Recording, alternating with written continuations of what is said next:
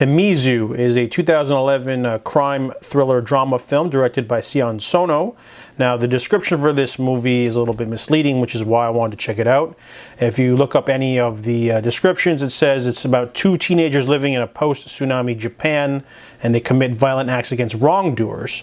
So with that type of description, I was expecting like Sion Sono's Badlands or something along those lines, some sort of coming-of-age story with a lot of violence. But this movie's not like that at all. Himizu was about a Shimada. He is a young teenager, 14, who lives a very ordinary life. His parents own a boat rental business, buy some water. However, she abandons him, and the father is a jerk.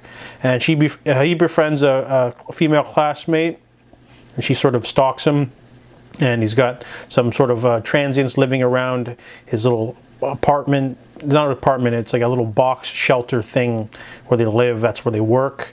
The movie's really slow. It's a little over 2 hours long. It has some bad pacing, some plot with his father owing some Yakuza money. They sort of play around with the whole, what if you just decided to commit violence? The female classmate has abusive parents too, but they don't really do anything. It has some violent scenes here and there, but it's another thing going on. It's very strange. I didn't really get it, to be honest. I was expecting them to go on a spree, but they don't.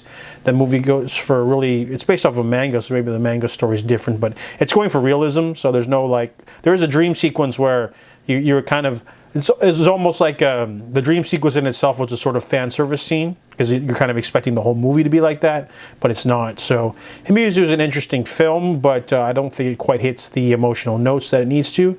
The acting from the new actors is pretty good though, so it's still one of the more middling films from Sion Sono for me. So I give Himizu a 5 out of 10.